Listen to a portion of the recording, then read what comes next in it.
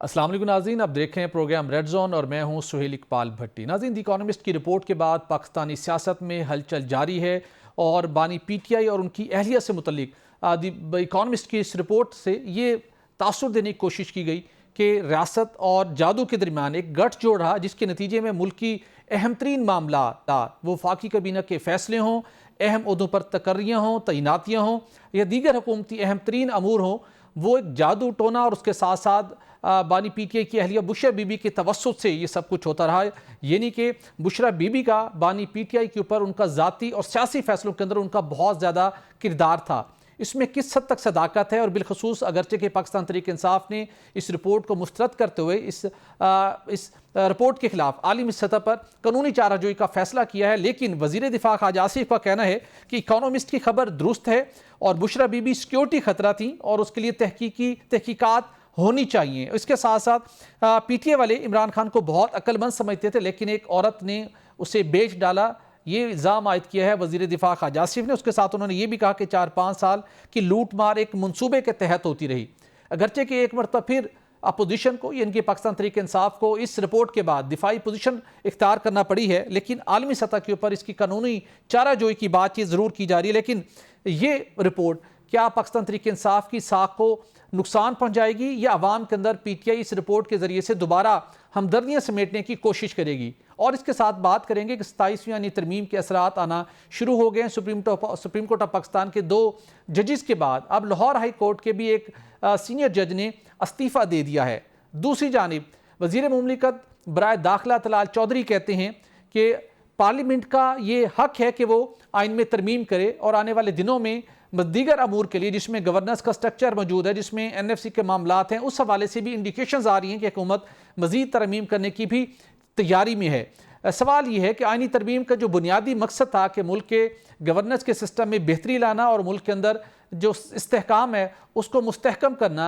क्या ये अहदाफ इस 27वीं यानी तरमीम से आने वाले दिनों में हासिल होने जा रहे हैं या नहीं? इस पर भी आज के शो में बात करेंगे और प्रोग्राम के आखिर में आपको बताएंगे कि सऊदी अरब के शहर जद्दा में 5वीं हज कॉन्फ्रेंस का इनेकाद किया गया। इस कॉन्फ्रेंस में 1.5 लाख से ज़ायद अफराद ने शिरकत की। इस कॉन्फ्रेंस का बुनियादी मकसद क्या था और आइंदा हज के इंतजामात को बेहतर बनाने के लिए और उन इंतजामात को जदीद टेक्नोलॉजी के साथ हम आहंग करने के लिए इस कॉन्फ्रेंस में किन तफसीलात को उजागर किया गया और कौन से अहम तरीन मुआहदे तय पाए, ये भी प्रोग्राम के आखिर में इसके ऊपर खुसूसी रिपोर्ट आपके साथ शेयर करेंगे। तो इन टॉपिक्स पर बात करने के लिए स्टूडियो में मेरे साथ होंगे सीनियर तज्ज़ियाकार रऊफ क्लासा साहब, जबकि टेलीफोन लाइन पर हमें ज्वाइन कर रहे हैं पाकिस्तान तहरीक इंसाफ के सीनियर रहनुमा अली बुखारी साहब। अली बुखारी साहब, आपका बहुत शुक्रिया।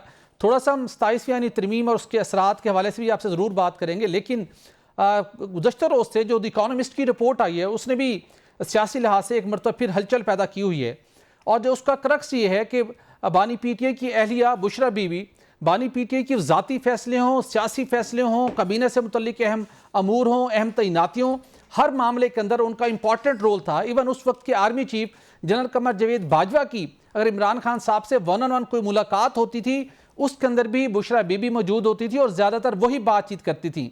आपने भी पार्टी के मामलात को बहुत करीब से देखा कि वाकई ही बुशरा बीबी का इस कदर इन्फ्लुएंस था जो इस आर्टिकल के अंदर जिसकी रिफ्लेक्शन मिली है। अगरचे कि ये बात ज़बान ज़द आम तो है कि उनका एक अपना वो एक इन्फ्लुएंस रखती थी, लेकिन जो अब हकायक मजीद इस रिपोर्ट के अंदर क्लेम किए गए वो किस हद तक दुरुस्त हैं आपकी नज़र में? बहुत शुक्रिया भट्टी साहब। देखिए भट्टी साहब, 3-4 चीजें इनको 1 बाय 1 में एड्रेस करता हूं जी। सबसे पहली बात तो यह है कि हमेशा किसी भी रवायत को परखने के लिए ना रावी की क्रेडिबिलिटी देखनी बड़ी जरूरी होती है। वो जिसे हम मुतवातर, मुतसलसल और सारी चीजें कहते हैं। तो ऑथेंटिकेसी तब होती है किसी भी चीज की जिसके पीछे कोई रावी जो है उसकी ऑथेंटिकेसी पहले कायम हो, नंबर 1। नंबर 2 चीज ये आपको बताऊं कि मैं बड़े अरसे से खान साहब के साथ हूँ, मैंने बड़े मामला देखे उनका, मैं बड़ा क्लोज साथियों में वर्कर की हैसियत से रहा मैं, और गवर्नमेंट जब थी हमारी उसके अंदर भी मैं चेयरपर्सन पैमरा COC था, मैं LHD रहा, मैं PTV बोर्ड में रहा जी। मैंने ऑलरेडी और अपनी गाड़ी भी अपनी यूज की, सिलेक्शन भी लड़ा। उसके अलावा बात यह है कि हमने ऐसी चीज कभी भी नहीं देखी, ना ही खान साहब ने कभी ऐसा जिक्र किया और ना ही चीज आई। अब आ जाता हूँ मैं बुशरा बीबी के ऊपर जी। देखिए बुशरा बीबी जो है वो she is behind the bar from last 1.5 साल तो गुजर ही गया। हमने जो पॉलिटिकल खवातीन थी, चाहे वो बेनज़ीर भुट्टो शहीद साहिबा हों, चाहे वो नुसरत भुट्टो साहिबा हों, चाहे वो कसूम नवाज साहिबा हों, चाहे वो मरियम नवाज साहिबा हों, चाहे फरियाद तारपुर साहिबा हों, जिन सब ने पॉलिटिकल ओहदे रखे, पॉलिटिकल पार्टी स्ट्रगल्स की, पॉलिटिकल पार्टी होल्ड की, ऑफिस होल्ड किए, उन सबको भी इतना अर्सा हमने जेल में नहीं देखा ऑफ एंड ऑन जी। तो ये Bushra Bibi behind the bar है, इसकी जो भी वजह है पॉलिटिकल रीजन है, लेकिन वो कभी भी उन्होंने ऑफिस होल्ड नहीं किया, पब्लिक ऑफिस होल्ड नहीं किया, इवन एंड अदरवाइज वो जेल में। और आज दोबारा एक स्टोरी का से गर्दिश कर रही है, तो मैंने तो उन बीबी का, मैं बड़े मुताद हूँ, मैं ख्वातीन के बारे में गुफ्तगू करते हुए, हमारी तरबियत ऐसी है, मैं माँ बहनों के बारे में बात करते हुए बड़ा मुताद होता हूँ। और बात यह, लेकिन वो जो बीबी हैं, जो इसकी राइटर हैं, जो ऑथर हैं, जिनका नाम भी बुशरा है, सो अगर उनके बारे में आप कुछ देखें, कुछ पंजाब हाउस के इश्यूज देखें पुराने, क्योंकि आपके पुराने जो नून के मिनिस्टर थे उनके साथ देखें, उससे पहले फैसल सची भट्ट साहब ने पीपल्स पार्टी का दौर, जरदारी साहब को दौर, तो वो खुद एक बहुत बड़ा चैप्टर है। तो मैं उनकी लिखी हुई चीज़ पे ना बिलीव करता हूँ, ना मैं उनकी लिखी हुई चीज़ को मानता हूँ। क्या नवाज शरीफ साहब के फैसलों के अंदर मरियम नहीं बैठा करती थी जब उन्होंने कोई ऑफिस होल्ड नहीं किया था, जब उन्होंने कोई काम नहीं किया था, जब उनका कोई तकरीर भी नहीं हुई थी, उनको जुगनू मोहसिन साहब नहीं, देखिए वो रोल तो है अपनी जगह पर, लेकिन यहाँ पे जो नेक्सस एस्टेब्लिश करने की कोशिश की गई है कि बुशरा बीबी जादू और रियासत के मबैन, उस वक्त के आर्मी चीफ तो चले अलग थे, लेकिन फैज हमीद साहब DGI साहब, उनके जरिए से कोई पैगाम पहुंचता था, उसके जरिए से इमरान खान साहब तक, और फिर वही कुछ हो जाता था जिसके बारे में बात की जाती थी, और खान साहब समझते थे कि ये रूहानी अमल का हिस्सा है, जबकि दर हकीकत है कि एजेंसी की तरफ से वो इंफॉर्मेशन बुशरा बीबी तक पहुंचाई जाती थी। भट्टी साहब, ये तो मुझे नहीं पता ना, ये तो जो आप जिसके बारे में बात कर रहे हैं उनसे पूछें जहाँ के भी हैं, लेकिन मैं तो इस चीज़ का भी शायद हूँ कि जो जितने भी हमारे पॉलिटिकल फिगर्स हैं पुराने, जो मोहतरमा बेनज़ीर भुट्टो शहीद साहबा थे, उनके वालिद साहबा थे, वालिद साहब थे, उनकी वालदा थी, उनके भाई थे, नवाज शरीफ साहब खुद बहुत से फकीरों के पास, बुजुर्गों के पास जाते थे, दुआ कराने के लिए जाते थे, हम खुद भी जाते हैं, इसमें कौन सी ऐसी बात है, लेकिन सदके भी देते हैं हम, हमारे दीन का हिस्सा है, हमारे ईमान का हिस्सा है, वो दैट इज समथिंग एल्स। अब बात यह है, जो चीज आप कह रहे हैं उसमें ना मैं बोल सकता हूँ, ना क्लास साहब बता सकते हो, तो वही बता सकता है ना जो कंसर्न पार्टी है। बिल्कुल ठीक। किसी को अगर किसी बंदे का कह रहे हैं कि वो कहीं बैठा हुआ था, हेड ऑफ डिपार्टमेंट था और उसकी इन्फॉर्मेशन थी, वो भी कस्टडी में है।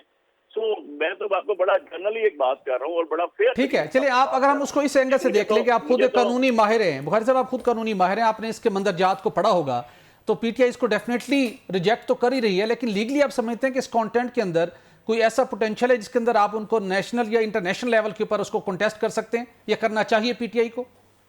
बिल्कुल जी, मैं समझता हूँ कि करना चाहिए और करेंगे भी, क्योंकि एज पर माय इन्फॉर्मेशन जो आपका फॉरेन एलिमेंट इन्वॉल्व हुआ है उसके अंदर तो मुझे पता चला है कि डेफेमेशन का लॉ मौजूद है और डेफेमेशन के साथ क्रिमिनल प्रोसीजर कोड भी इस पे एक्टिव हो सकता है। उसकी भी 2 सेक्शन है, 499 और 500 जो है, दैट इज प्राइवेट कंप्लेंट, जो कि आपको डायरेक्टली जो है विदाउट एनी, अब मुझे आप बता दें, हम सारे डिस्कस कर रहे हैं, एक नेशनल टीवी का टाइम यूज हो रहा है, ये पब्लिक टाइम यूज हो रहा है, ये इसके अंदर हम एक चीज डिस्कस कर रहे हैं जिसके ऑथेंटिकेसी क्या है, 0, जिसके बाद एविडेंस क्या है, 0, जिसके अंदर रूमर्स भी अगर मैं कहूँ ना तो रूमर्स को भी आप सही तरीके से बयान नहीं कर सके, तो जो लेकर आया है, जिसने बात किया है, वो जवाब तो देगा ना कि मेरे पास ये चाहिए थी।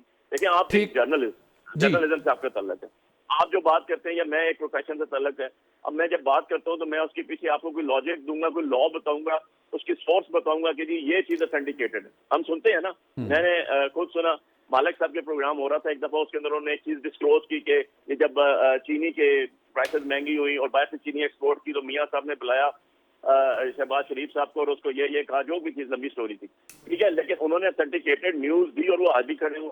हमने उनको कई जगह पे नोट किया, कभी रिबटल नहीं आया उसके अंदर।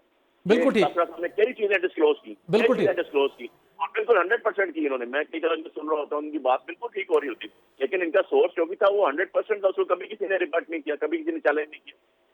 तो इशू ये, अगर इस तरह की चीजें, इस तरह की मीडिया पे इस तरह पर चले जाएंगे, देखिए बहुत सी चीजें ऐसी हैं जो मरियम के बारे में थी, इनकी पर बहुत से हमारे वकीलों ने बहुत सी बातें की पिटीशन फाइल करने के लिए, लेकिन मैं विटनेस हूँ, इमरान खान साहब ने कहा मैं विरोधी बैठ नहीं जाता, मैं इस चीज का विटनेस हूँ। बिल्कुल ठीक, उन्होंने कहा मैं ऐसी बात नहीं करता।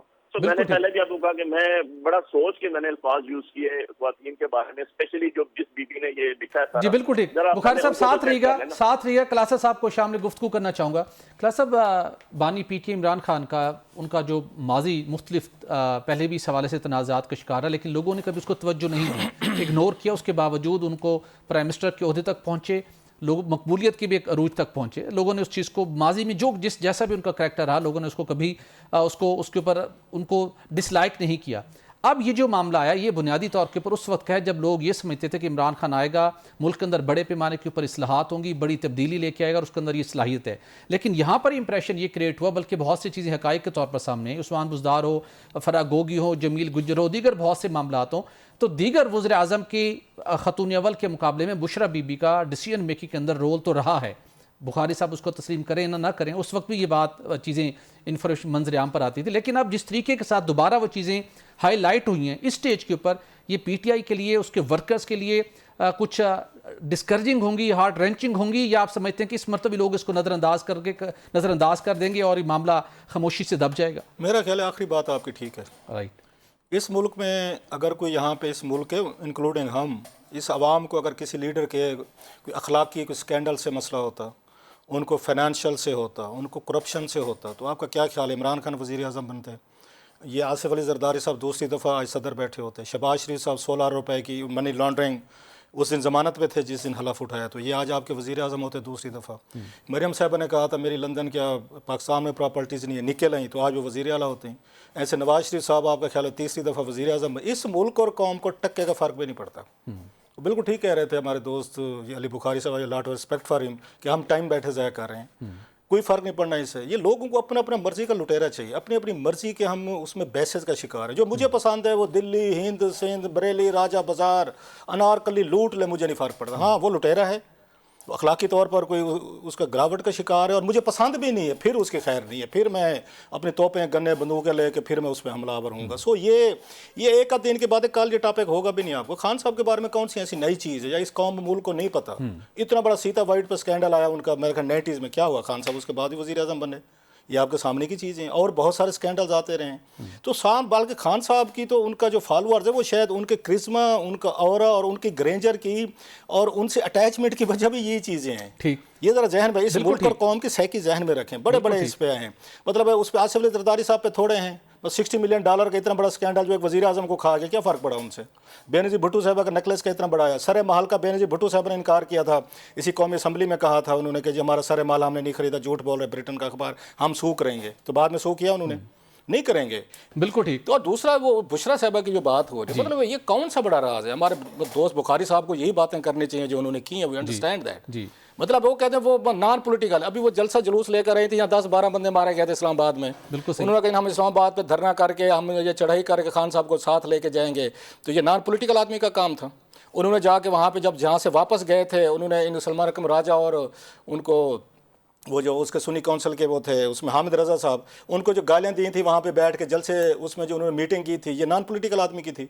बुज़दार साहब का किसको पता नहीं है, फराह गोगी का किसको पता नहीं। देयर आर मतलब लॉट ऑफ मैनी स्टोरीज। बिल्कुल ठीक है, एक स्टेट ऑफ डिनायल रहना चाहते हैं इस कौम और मुल्क को, मतलब अच्छा लगता है। ये मान लिया कि वर्कर्स में अवाम को इससे कुछ असर नहीं पड़ेगा, लेकिन अवाम की जो तवक्कुआत थी इमरान खान साहब से और जिस तरीके से जो एक्स्ट्रॉर्डिनरी इन्फ्लुएंस था बुशरा बीबी का, उसकी वजह से वो चीज़ें डिलीवर नहीं कर पाए जो दावे करते थे, जो लोग उनसे एक्सपेक्ट कर रहे थे। और बानी पीटीआई की मुश्किलात में अल्टीमेटली बुशरा बीबी की अप्रोच, उनकी ये टीम मुश्किलात का बाइस तो ज़रूर बनी, जिसका आज प्राइस चुका रहे। आप मुझे बताएं, ये 3.5 साल पंजाब में बुज़दार साहब की हुकूमत रही, आप भी पंजाब से, मैं उन्होंने कोई ईंट लगाई वहाँ पे? नो। कोई एक काम किया, कोई मेगा प्रोजेक्ट बता दे, कोई एक बता दे? नो।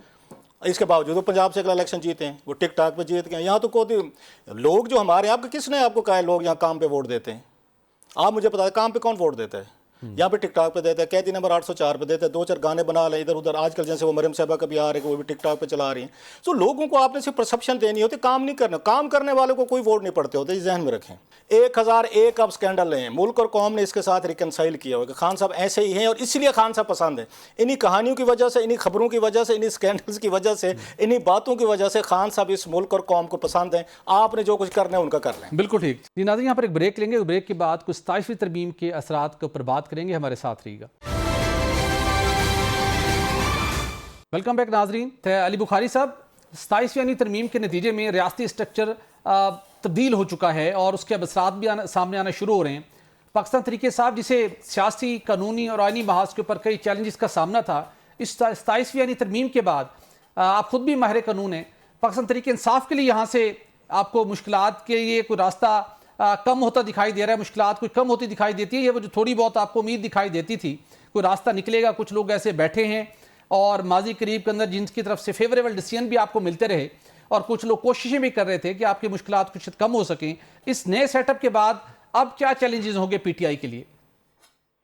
देखिए भट्टी साहब, ये जो 27th अमेंडमेंट आई है, ये तो बेसिकली आखिरी कील है ना कि आपके कॉन्स्टिट्यूशन के ताबूत में। बड़ी सीधी सी बात, इसमें कोई दूसरी राय नहीं है। आप दुनिया में किसी जगह उठा के मुझे बता दीजिएगा जहां पर आपके सदर को लाइफ टाइम इंडेमनिटी दे दी गई हो। आप दुनिया के किसी जगह उठा के मुझे ये चीजें बता दें कि आपके इंडिपेंडेंस ऑफ जुडिशरी जो है उसका कॉन्सेप्ट खत्म करके उसे एग्जेक्टिव के ताबे कर दिया गया हो। दुनिया में उठा लें, इस्लाम से शुरू कर देते हैं, 1400 साल पहले उठा लें। आपका खलीफा वक्त जो है वो और था, आपका काजी उल कयूद और था। तो बात यह है कि आप खुद ही मुद्दई भी होंगे, आप खुद ही ट्रायल करेंगे, आप खुद ही सजा भी देंगे। तो यार ना तो ये किसी गोरे का कल्चर रह गया और उनका लॉ रह गया, ना ये इस्लामिक जुरिस्प्रूडेंस रह गई, ना ये अदरवाइज लीगल जुरिस्प्रूडेंस रह गई। यही वजह है कि जो भी इंडिपेंडेंट जज हैं ये और भी बड़े इस्तीफे देंगे। जो आपके इंडिपेंडेंट जुडिशरी है सारा रिजाइन करेगी। आप भी इधर ही हैं, मैं भी इधर हूँ, क्लासर साहब भी इधर ही हैं।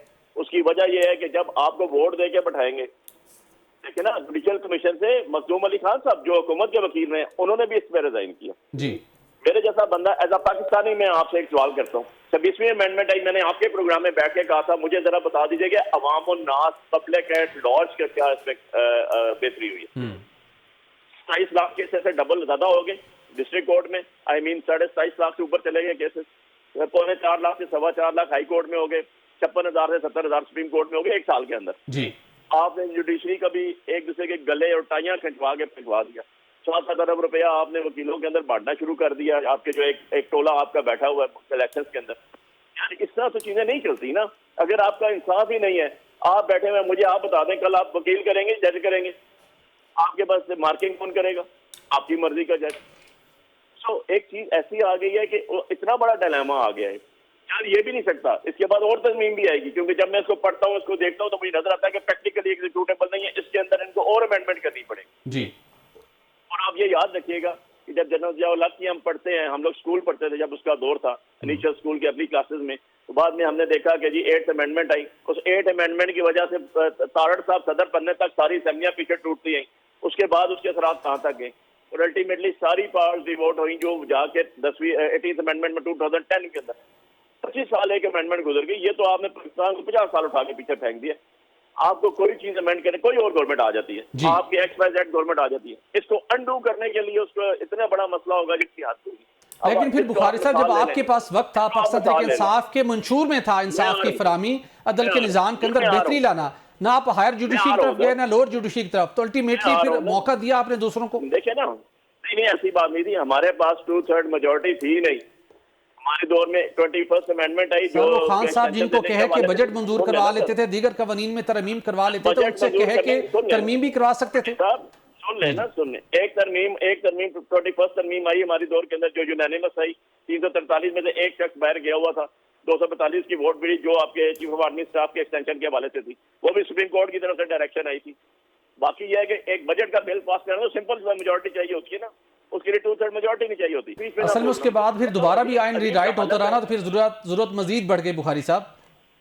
जरूरत पड़ती है, वक्त के साथ अमेंडमेंट्स होती हैं। जुल्फिकार अली भुट्टो ने अगर कॉन्स्टिट्यूशन बनाया तो 7 अमेंडमेंट्स अपनी दौर में कर दी। यार यूनानिमस होती है ना, बिल्कुल ठीक। 18th अमेंडमेंट आई तो यूनानिमस हुई ना जी, बिल्कुल। एक ने भी एतराज नहीं किया। ये कौन सी अमेंडमेंट है जिसके अंदर आपने मांगे तांगे की सीटें, 17 सीटों से बैठ के आपके पास लोगों का प्रिविलेज ही हासिल नहीं है आपको, उसके बाद आपको एक ऊपर से बैठ के आपने स्पेशल बेंच बनवा के वहां से आपने जो है स्पेशल सीट्स ले ली और स्पेशल सीट्स लेके आप करते जा रहे हैं। कल आप और कहते हैं ठीक है जी कबा सफेद है, तो यार कबा सफेद होगा फिर हम तो नहीं मानेंगे। ठीक है, बिल्कुल ठीक, मैं आता हूँ आपकी तरफ वापस। मुश्किलात ये है कि ये मुश्किलात पीटीआई की नहीं है, ये मुश्किलात पूरे पाकिस्तानियों की हैं। बिल्कुल ठीक, समझ नहीं लग रही। बिल्कुल ठीक, ये बड़ा आपका इंपॉर्टेंट पॉइंट है। बिल्कुल बटी साहब, आखिरी चीज पिछले 30-40 साल देखता हूँ ना, अगर तो तारीख पढ़ता हूँ, कासरा साहब जैसे हमारे इंटेलेक्चुअल्स बैठते हैं, हम उनसे जब डिस्कशन करते हैं तो पता ये चला जिस जिसने लेजिस्लेचर इस तरह करने की कोशिश की और अमीर अल मोमिनीन बनने की कोशिश की ना, वो अल्टीमेट अल्टीमेटली उसी के गड़े में खुद ही गिरा। आप देख लें उठा के 88 बिल्कुल 85 ठीक। से देख लें 85 से ऑनवर्ड, बिल्कुल तारीख ठीक। तो यही बता रही है। तो इनको भी ऐसा ना हो कि हाथ की गिरा बंदी हुई जो है दांतों से खोलनी। बिल्कुल ठीक। देखते हैं कि ये कैसे खुलेगी क्लास। अब पाकिस्तान पीपल्स पार्टी हो, पाकिस्तान तहरीक इंसाफ हो, मुस्लिम लीग नून हो, सब जमातों ने इसी जुडिशरी से अपने मनपसंद फैसले हासिल किए तो बल्ले बल्ले होती थी। फिर इन्हीं तीनों जमातों के खिलाफ इसी हायर जुडिशरी से ऐसे सख्त तरीन फैसले भी आए कि फिर उन्होंने उनको बड़ी सख्त तनकीद का निशाना बनाया। तीनों की माजी और माजी करीब देखें तो उनका उसके अंदर इनको इसके मुतासरा भी हैं और उसकी बेनिफिशरी भी रही हैं। तो जो असल मकसद था आवाम को बेहतर एक निज़ाम अदल फ्राहम करने का, इंसाफ फ्राहम करने का, उसके लिए कहीं भी कोई ऐसी कोशिश नहीं हो सकी जहाँ पर एक मुतवाज़न एक ऐसा निज़ाम कायम हो सके जिसके ऊपर कोई सियासी जमात अपने मनपसंद का फैसला न कर सके और कोई दूसरी जमात को उसके खिलाफ उसको ज़ेर ताब लाने का फैसला न करवा सके। ये ख्वाब हमारा क्यों नहीं पूरा हो सका इन मुख्तलिफ आइनी तरमीम के बावजूद। अली बुखारी साहब ने बड़ी अच्छी बातें की हैं, मैं बहुत सारी उनकी बातों से इत्तफाक करता हूँ। ही इज़ राइट कि वो तरामीम जिस तरीके से हुई हैं, मैंने खुद भी अपने आपके प्रोग्राम में कई दफ़ा कहा कि ये मौजूदा जो है इसमें कई सालों से मुझे भी इत्तफाक नहीं है, ओपनली बात की है। लेकिन 2-3 बाज़ दफ़ा अली बुखारी भाई को ना थोड़े कोट ठीक करने चाहिए। जिन बंदों को कोट कर रहे होते हैं कि वो शायद बहुत ज़्यादा उनका नाम ले के साफ ज़रा हमारी भी कोशिश हो कोई ऐसे बंदे का नाम लिया जाए जिसकी वजह से हमारी बात में अथेंटिक चीज़ हो। उन्होंने मखदूम अली खान साहब का नाम लिया, बड़ा नाम है भाई जी बिल्कुल, कि उन्होंने भी इस्तीफ़ा दे दिया। मखदूम अली खान साहब की मेरा ख्याल बुखारी साहब से बेहतर हिस्ट्री कौन जानता होगा, कौन है ये? जनरल मुशर्रफ के 6 साल अटॉर्नी जनरल रहे हैं। जनरल मुशर्रफ के दौर में जब वहाँ पे पीसीओ के वो जजेस लाए, हलफ लाए और जो कुछ इस मुल्क में हुआ वो उनके सामने है, उस वक्त आज उनका मतलब है उसका मखदूम अली खान का उस वक्त ज़मीर नहीं जागा जनरल मुशर्रफ खान के दौर में, जब मार्शल था, जब पीसीओ जजेस थे, जब जुडिशरी कंप्रोमाइज़ थी और हर शय कंप्रोमाइज़ थी। नैब उठाता था 90 दिन के लिए, सियासतदान जेल में, भूल जाते थे हमने पकड़ा या नहीं पकड़ा, ह्यूमन राइट्स अब्यूज़ है सारा कुछ। और मादरत के साथ इमरान खान साहब उस वक्त उनके पोलिंग एजेंट बने हुए थे उनके वर्दी के साथ सदर में। वो चलें ठीक है, खान साहब ने अपना वो किया, उनको डिस्टेंस किया, जो भी किया। तो मखदूम अली खान साहब से कोई पूछा जा सकता है कि एक्सीलेंसी आप इतने बड़े जज थे, जूरिस्ट थे, ला आते, हम तो काम करते देहाती लोग हैं, आपको हमें क्या पता कि हमारे में अगर मेरे पेरेंट्स ही नहीं पढ़े हुए थे, we are the first generation स्कूलों में देहाती टाट के पढ़े हुए हैं। अगर हमें तो आइन ला का इन चीज़ों का नहीं पता था, हमें तो यहाँ कॉन्स्टिट्यूशन का नहीं पता था, इसकी सैंक्टिटी का, इसके सीक्रेट होने का। आप तो कराची के एलीट थे ना, पढ़े लिखे, इंग्लिश मीडियम के माशाल्लाह बड़े ला पढ़े हुए। बिल्कुल, आपको ला ने कैसे इजाज़त दे दी? आपके ज़मीर ने, आपके कानून की किताबों ने, हज़ारों आपकी किताबें खड़ी होंगी चैम्बर में कि आप जाके एक मिलिट्री डिक्टेटर के जिन्होंने जुडिशरी को सैक किया और जजेस से पीसीओ पे हलफ लिया कि आप यहाँ पे मेरे उसको बनाए हुए या कहे हुए आइन को प्रोटेक्ट करेंगे, आप ये 73 के कानून को नहीं करेंगे।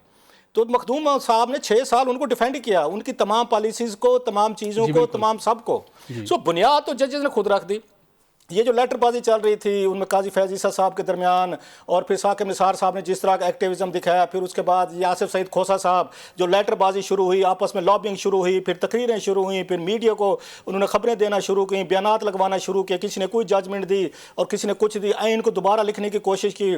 तो ये सारा काम मैं, आप और अली भाई कर रहे थे, ये जजेस नहीं कर रहे थे, ये लॉबिंग नहीं कर रहे थे, फलां चीफ जस्टिस बनेगा, वो बनेगा, मैं बनूंगा, फलां बनेगा, सिनाल्टी। आपने तो लूज बॉल्स करके आपस में लड़ के, जो मैं समझता हूँ जुडिशरी इस लेवल पे आ जाइए है अपनी ही इंटरनल फाइटिंग की वजह से। हमेशा आपकी एस्टेब्लिशमेंट हो, आपकी हुकूमतें, वो कभी भी इंडिपेंडेंट जुडिशरी को, इमरान खान हूँ, वो नवाज शरीफ साहब हूँ या जरदार साहब, कोई भी पसंद नहीं करेगा इंडिपेंडेंट जुडिशरी जो है। एक दो फैसले आए थे, आपको याद, इमरान खान साहब पढ़ गए थे, जुडिशरी को पढ़ गए थे, जुल्फ़ी बुखारी के लिए उनको करने के लिए स्पेशल गए थे वहाँ पे, उनसे मिलने के लिए, उसमें साकिब निसार साहब से मिलने के लिए गए थे। इंडिपेंडेंट आपको जजेस जुडिशरी किसी को सूट नहीं करती, आपने जजेस ने रहना था। आपको सर कहाँ से इंसाफ मिलेगा? मैं उसी पे आ रहा हूँ ना कि आपने बैठ के जिस तरीके की पॉलिटिक्स खेली वहाँ पे, ये उसका जज, ये मेरा जज, फिर फैमिलीज की जो आपकी ऑडियो आपकी आना शुरू हुई, मतलब उसके बाद भी आप समझते हैं कि ये बड़ी independent judiciary, because they were favouring the PTI. अब पीटीआई जब इससे नहीं निकलेगी कि वो जज जो हमारे हक में है वो बड़े अच्छे हैं, जो दूसरों के हक में है, मतलब हुकूमत के हक में है वो बुरे हैं, तो फिर ये चीज़ें ठीक नहीं होंगी। होगा क्या? फिर आपके जज, जब आपका दौर होगा, आप अपने मुखालफिन को वो कर देंगे, उनको जेलों में डालेंगे। 90% आपकी अपोजिशन तो जेल में थी इमरान खान साहब के दौर में। इनका बस चला, नहीं, इनका बस चला है, इन्होंने उनको, खान साहब को जेल में और जुडिशरी को अपने काबू में कर लिया। ये तो मौके मिलने की बात है। खान साहब को मौका मिला उस वक्त, देख लें, चेयरमैन नैब उनकी जेब में थे, आर्मी चीफ उनके साथ थे, DGIS उनके साथ थे, चीफ जस्टिस उनके साथ थे, हर इदारा उनके साथ था, और उन्होंने आराम से आपके आपके सामने मीडिया को भी उन्होंने बिल्डोज किया, जुडिशरी को भी किया, पार्लियामेंट जो भी हाथ चढ़ता है इनके हाथ में वही कुछ हो गया है। नंबर लास्टली वो हमारे भाई कह रहे अली भाई कि बहुत सारे ये जजेस जो है ना इस्तीफा देंगे, बिल्कुल देंगे, देना भी चाहिए, इसमें कौन सा घाटा है? मुझे बताएं, मुझे आज मेरा चैनल सैक कर दे, मुझे कह दे रऊफ साहब जो तनख्वाह आप इस वक्त मिल रही है ना आपको ताउम्र मिलती रहेगी, तो खुदा ना खास आपको कुछ हो गया के साथ उनको डिसोन करना चाहिए। मैं उसी पे आ रहा हूँ, मैं तो समझता हूँ पूरे का पूरे अगर आपको घर बैठे 20 लाख रुपए इस वक्त एक जज की एवरेज तनख्वाह है, हाई कोर्ट से अब सुप्रीम कोर्ट तक, गाड़ी, शेफ, कुक और कोई यूनिट बिजली के गैस फ्री है सारा, ठीक है सर, सिक्योरिटी पुलिस, आप कहीं पे जाएंगे कोई उसमें रहेंगे, कोई आपके जो होते हैं मैं गेस्ट हाउस वगैरह, जो डाक खाने, डाक बंगले, ओ भाई ये डील मुझे मेरा चैनल आज दे कि रऊफ साहब आज आप इस्तीफा दें, घर बैठे हम आपको 20 लाख रुपया देते रहे, सर मैं एक सेकंड नहीं लगाऊंगा, इस्तीफा दे दूंगा। ओ भाई अपने लिए आपने मर्जी से बैठ के नहीं, जुडिशरी से पूछना चाहिए, अपनी तनख्वाहें 20-25 लाख तक ले गए आप, इन्हीं हुकूमतों से ली हैं, उन्हीं कवानीन से ली हैं। सो इनको सूट करते, इस्तीफे देना सूट करता है, बगैर कुछ सुनने, बगैर कोई काम किए, बगैर कोई फैसले किए, बगैर कोई अपने सारे दिन की एफर्ट्स किए, घर बैठे आपको 20-25 लाख रुपया पेंशन ताहयात, और खुदा न खास्ता अल्लाह आपकी मतलब उम्र लंबी करे, अगर कुछ आपको हो जाए तो बेवा को ताहयात मिले, वो यार इससे बड़ी डील क्या हो सकती, इससे बड़ा इंसेंटिव क्या हो सकता है इस्तीफा देने का? मैं भी होता देता, मैं आपको सीरियस, हीरो भी बन जाएंगे, नाम भी बन जाएगा, रेजिस्टेंस भी हो जाएगी। So इसलिए और आएंगे इस्तीफे और आएंगे, बिल्कुल आई एग्री विद अली भाई, वो ठीक कह रहे हैं, इस्तीफे देंगे, हीरो भी बनेंगे, तनख्वाहें भी लेंगे, पर्क्स भी लेंगे, प्रिविलेज लेंगे और ताहयात लेंगे और बेवाएं भी लेंगे, अल्लाह इनको सलामत रखे सबको। It's the best deal. ये मुझे को मिल जाए चैनल दे दे सर, मैं आज छोड़ के घर बैठ जाऊं, साल के आप बताओ बेस्ट डील लेकर खुश और हुक्मरान भी तरमीम करके खुश, लेकिन बात वही जो अवाम को इंसाफ की फराहमी का तवील दहाइयों से बातचीत की जाती है, दावे किए जाते हैं, मंशूर में शामिल किया जाता है, वो तहाल मिलता हुआ कहीं दिखाई नहीं दे रहा। मातहत अदली के अंदर लाखों केसेस पेंडिंग है, उस पेंडेंसी ख़त्म करने की कहीं बात नहीं हो रही। नाज़रीन यहाँ पर एक ब्रेक लेंगे और ब्रेक के बाद आपको बताएंगे सऊदी अरब के शहर जिद्दा में होने वाली हज कॉन्फ्रेंस का ख़ुसूसी हवाल। हमारे साथ रहिएगा।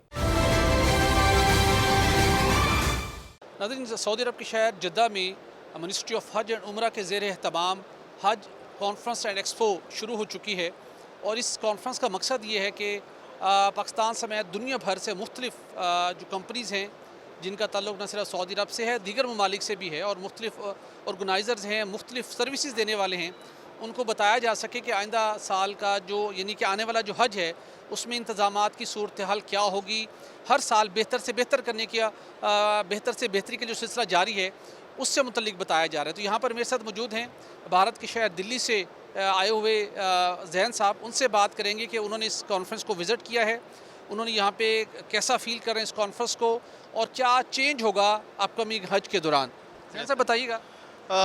इनोवेशन इनका काफ़ी अच्छा है, एंड हर साल ये लोग इनोवेट करते हैं अच्छे से, एंड अभी जैसे कि इस साल इन्होंने ये किया है कि कैंप्स वगैरह they are going to improve the camps and all, specially जो साउथ एशियन हाजीज़ हैं, स्पेशली इंडिया से, पाकिस्तान से, अफ़गानिस्तान, बांग्लादेश से, वो लोग थोड़ा सा दूर रहते थे जमरात एरिया से, तो now they are trying to get them accommodated near the Jamarat area. तो ओवरऑल उम्रा का वीज़ा वगैरह इन्होंने काफ़ी ज़्यादा इजी कर दिया है, तो it's they are improving it every year. आप भारत से कितने सालों से ये हज और उम्रे का बिज़नेस कर रहे हैं और आप लोगों को यहाँ भिजवाते हैं, एक तो ये ज़रूर बताइएगा, और क्या डिफरेंस फील कर रहे हैं हर साल आप इंतज़ामात के हवाले से? 5 to 6 years से हम लोग ये कर रहे हैं, and we are into the उम्रा एंड हज एंड ऑल, और हर साल हम लोग लोगों को लेके आते हैं, वो चाहे उम्रा हो चाहे हज हो, एंड हर साल इम्प्रूवमेंट होता है, specially with regards to technicalities, जैसे कि एयरपोर्ट पे ज़्यादा वेट नहीं करना पड़ता है, स्टैंपिंग इश्यूज़ हैं, ई वीज़ा लगाने लगे, ई गेट्स लगा दिए जिसकी वजह से हाजियों को ज़्यादा आसानी होती है, they don't have to wait in line, and airport से काफ़ी अच्छी फैसिलिटी कर दी है। रेट से when it comes to Mecca and Medina, आपके होटल्स वगैरह अभी काफ़ी ज़्यादा कंस्ट्रक्शन हो रहा है, you have good hotels coming in, budget friendly हो रहा है थोड़ा बहुत, because of the whole budget का होल होटल्स कमिंग इन ज़्यादा है। उसके बाद फिर हज को लेके अगर आप कहें तो हज के पैकेजेस अच्छे आ रहे हैं, डिफरेंट पैकेजेस हैं, इनके डिफरेंट कैंप्स हो गए, जिसकी वजह से they have with regards to pricing काफ़ी अच्छी फैसिलिटी मिल रही है।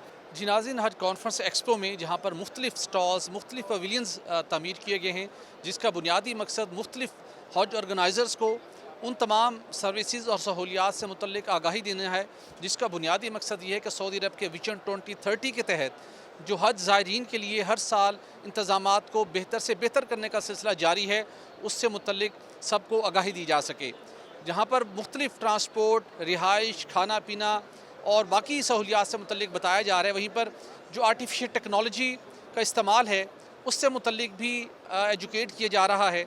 और यहाँ पर एक सबसे बड़ा यूनिक फ़ीचर इस मरतबा दारत फाउंडेशन ने ऐड किया है, जिसके ज़रिए से 623 साल कबल मक्का के अंदर किस तरीके के हालात थे, जब नबी करीम सल्लल्लाहु अलैहि वसल्लम वहाँ तशरीफ़ लाए, वहाँ पर क्या हालात थे, किस तरीके के साथ लोगों को मुश्किलात का सामना था। इस्लाम से कबल वहाँ पर जो काबा के आसपास बुत परस्ती थी उसको कैसे ख़त्म किया गया, और उस वक्त के जो मनाजिर थे, और सबसे बढ़कर खाना काबा की तमीर और उसके साथ उसके अंदरूनी मनाजिर को इस खूबसूरत इस पॉइंट के ज़रिए से लोगों को दिखाने का एक सिलसिला शुरू किया गया है। तो 600 साल कब मक्का के जो हालात थे, जो मनाजिर थे, उसको इस लाइट आर्ट VR के ज़रिए से फिल्माया गया है, जिसके अंदर जब आप इसको देखते हैं तो कैसा गुमान होता है, क्या क्या मालूमात आपको मिलती हैं। तो ये सब जानने के लिए हमारे साथ मौजूद हैं गुजरांवाले से आए हुए एक शहरी जो खुद हज ऑर्गेनाइज़र भी हैं। हम उनसे जानेंगे कि इस पूरे हज कॉन्फ्रेंस एंड एक्सपो के अंदर उनको क्या मालूमात मिली, बिलखसूस हज ज़ायरीन को जो इंतज़ामात से मुतल्लिक, खिदमात से मुतल्लिक, लेकिन इस लाइट आर्ट VR से उन्होंने 600 साल पहले की क्या मनाजिर देखे हैं, ज़रा उनसे जानते हैं। ज़रा बताइएगा हमें, अभी आप ये देख रहे थे बहुत तफसील के साथ, क्या मनाजिर थे 600 साल पहले जाके उन तमाम चीज़ों को देखना, और कैसा एक्सपीरियंस था? जी बहुत शुक्रिया। एक्चुअली 600 साल पीछे चले जाना, वो जो लम्हात देखे हैं वो बहुत एक्साइटेड थे, जिसमें दिखाया जाता है कि इस्लाम की हिस्ट्री क्या थी। बुत परस्ती थी, ज़िंदा बच्चियों को दफन कर देते थे, और ये जो ग़ुलाम हैं उनको कैसे कैद करके उनके ऊपर जुल्म होता था। जैसे ही इस्लाम का आगाज़ हुआ है, नबी पाक सल्लल्लाहु अलैहि वसल्लम ने आगाज़ किया इस्लाम का, तो दिखाया गया कि कैसे इन बच्चियों को तहफ़्फ़ुज़ दिया गया, कुफर इकरार दिया गया कि ज़िंदा बच्चियों को दफन करना, और बुत परस्ती के मनाज़र दिखाए गए कि किस तरह वो खाना काबा के गिर्द सारा बुत परस्ती थी, वो कैसे बुत टूटते गए। वो बहुत एक्साइटेड एक लम्हे थे जो अभी इसमें वो सारी हिस्ट्री पीछे वाली देखी, और किस तरह इस्लाम को अल्लाह ताला ने इज़्ज़त से नवाजा, और आज तक यहाँ तक के जो मनाज़िर हैं वो सारे इसने कंप्लीट दिखाए। मैं काफ़ी एक्साइटेड हूँ ये देख के, और बड़ी खुशी हुई देखने के बाद। मैं ये ज़रूर जानना चाहूँगा, आप मुख्तलिफ़ शहरों का, मुख्तलिफ़ मुल्कों का विज़िट करते होंगे, सऊदी अरब भी पहले आने का मौका मिलता होगा। इस टाइप की टेक्नोलॉजी से के ज़रिए से 600 साल पहले के मनाजिर, वो भी मक्का के मनाजिर, उसके साथ गारे हिरा को इस टेक्नोलॉजी के ज़रिए से जाकर देखना, ऐसा मंजर, ऐसी अपॉर्चुनिटी से पहले कभी आपको मिली? नहीं, ऐसी पहले मैंने नहीं देखी।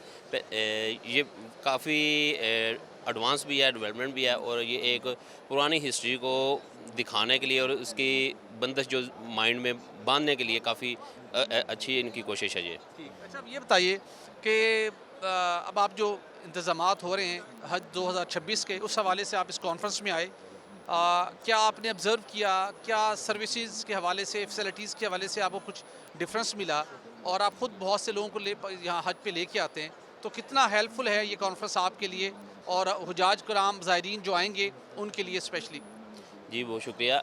एक्चुअली अल्हम्दुलिल्लाह मैं हर साल हज का ग्रुप लेके आता हूँ, तो इसमें आने का मकसद और जो इसमें ज़्यादा बेनिफिट ये है ना कि हमें सर्विस चार्जेस जो हम पे करते हैं उसमें बेस्ट से बेस्ट जो हाजियों की सहूलियात है ना वो ज़्यादा से ज़्यादा मिल सकें। इसमें एक्सपो में अटेंड करने का मकसद ये है कि जिस कंपनी के साथ हम कॉन्ट्रैक्ट करते हैं उसमें अब कंपटीशन आ गए हैं, उसी बुनियाद के ऊपर को 8, 10, 15 शिरकत बन चुके हैं हर कैटेगरी में, चाहे वो ट्रांसपोर्ट है, चाहे होटलिंग है, चाहे कैटरिंग है, एवरीथिंग कोई भी है, किसी भी मामले में जो हज के साथ रिलेटेड है। उसमें अब कंपटीशन के मामलात में सर्विस चार्जेस में भी गिरफ्त मजबूत है अब, यानी कि ज़्यादा चार्जेस हाई नहीं कर रहे, लेकिन सर्विस देने में मामलात में ये काफ़ी अच्छी पोजीशन में है। जी नाज़रीन, हज एक्सपो, हज कॉन्फ्रेंस का सिलसिला जारी है, जहाँ पर दुनिया भर से मुख्तलिफ़ ऑर्गेनाइज़र्स, मुख्तलिफ़ कंपनियाँ यहाँ पर शिरकत कर रही हैं, और एक अंदाजे के मुताबिक तकरीबन 1,50,000 अफराद इन 4 रोज़ों में इस कॉन्फ्रेंस को अटेंड करेंगे, विज़िट करेंगे। यहाँ पर खुसूसी कुछ ट्रेनिंग सेशंस भी रखे गए हैं, जहाँ पर मुख्तलिफ़ और मुल्कों के नुमाइंदों से हमने बातचीत की। तो इसी कॉन्फ्रेंस में पाकिस्तान में हज organisers association of Pakistan, hope के चेयरमैन भी मौजूद हैं, अपनी पूरी टीम के साथ यहाँ पर पहुँचे हैं। उनसे भी बात करते हैं कि इस कॉन्फ्रेंस को अटेंड करने के बाद उन्होंने क्या अब तक ऑब्ज़र्व किया है। जी अस्सलाम वालेकुम। वालेकुम सलाम। कैसी रही जा रही है ये कॉन्फ्रेंस? आपने मुख्तलिफ़ कंपनियों के विज़िट्स किए होंगे, उनके स्टॉल्स के, उनके पवेलियंस के। इस कॉन्फ्रेंस का जो ऑब्जेक्टिव था, क्या आपको यहाँ से कुछ नई चीज़ें मिली हैं जो पाकिस्तान से आने वाले ज़ायरीन को आइंदा साल हज की बेहतर सहूलियात मिल सकती हैं, इस कॉन्फ्रेंस के तवस्सुत से कुछ शेयर कर सकें? जी माशाल्लाह अल्हम्दुलिल्लाह, ये हर वक्त सऊदी अरब जो है एक डिजिटलाइजेशन की तरफ जा रहा है और वो नया निज़ाम करना चाह रहा है। इससे पहले भी अप्रूवमेंट और इस दफ़ा की जो अप्रूवमेंट है वो ये है कि एक बटन के क्लिक पे आपको सारी चीज़ें नज़र आना शुरू हो जाती हैं, जो हमारा मसार का सिस्टम है। ठीक। तो उसके साथ साथ क़याम, तमाम ट्रैवलिंग, रिहाइश, खेमे, इस हवाले से भी हर साल बेहतरी का सिलसिला जारी था। तो आइंदा साल क्या तवक्को कर रहे हैं आप? इस दफ़ा इंशाल्लाह बेहतरीन वो करने जा रहे हैं। खेमों के हवाले से भी पिछले साल हमारे साथ ज़ोन 1 और 2 में कुछ कमी थी, अभी वो उसको ठीक करने जा रहे हैं। आज हमारी मीटिंग थी अब्दुल्ला ज़ारिया के साथ, तो उन्होंने कहा कि कल जो है तौफ़ीक अल रबिया हमारी वज़ीर साहब के साथ मीटिंग है, मुमकिन है कि वो इस बारे में ऐलान करे कि ज़ोन 1, 2 और 3 में हमारी पाकिस्तान के लिए कितना कितना कोटा अलाट हुआ है। बिल्कुल ठीक है, इस पे भी जानेंगे जाके, आने वाले दिनों में तफसीलात सामने आएंगी। मैं ज़रा आपसे जानना चाहूँगा, सऊदी अरब जो कि विजन 2030 के तहत मुख्तलिफ शोबों में जिद्दत ला रहा है बहुत तेज़ी के साथ, उसी विजन की रिफ्लेक्शन हमें मिल रही है आइंदा साल के हज इंतज़ामात में भी इस कॉन्फ्रेंस के ज़रिए से। क्या देखते हैं कितनी विजन 2030 की रिफ्लेक्शन है हज को बेहतर बनाने के हवाले से, और बिलखसूस जो पाकिस्तान से आने वाले ज़ायरीन होंगे उनके लिए? जी बिल्कुल, आपने ठीक देखा और ठीक समझ रहे हैं। सऊदीया चाह रहा है कि हज को बहुत फैसिलिटेट कर दें। हाजी जो कुछ ऐसी दुनिया में लोग हैं जो हज करने तो चाहते थे लेकिन डरते थे कि वहाँ सहूलियात का फुकदान है, लेकिन सऊदीया ने माशाल्लाह बहुत इम्प्रूव किया है।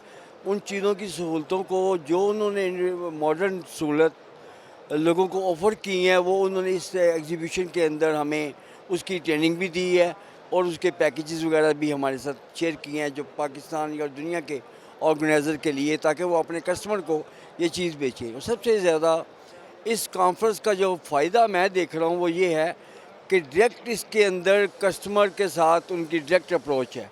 जो मिडल मैन का रोल है ना, उस काम से उन्होंने बिल्कुल आउट कर दिया है, और ये बहुत अच्छी एक बात है कि इसके अंदर मिडल मैन का कोई रोल नहीं है, और ये डायरेक्ट हम लोग उन कंपनीज़ के साथ मुआहदे कर सकते हैं, उनसे अपने खुजाई की सहूलतें ले सकते हैं, और ये सारी चीज़ें डायरेक्ट होंगी, कोई इसके दरमियान में फेक चीज़ शामिल नहीं होगी।